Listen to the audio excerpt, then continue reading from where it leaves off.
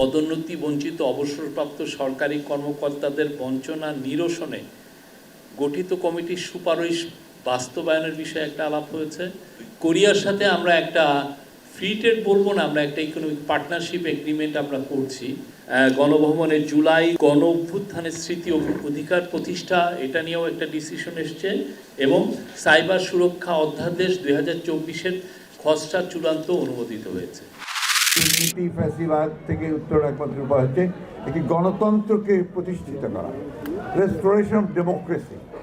জনগণের যে শাসন, সেই শাসনকে স্থাপিত করতে হবে।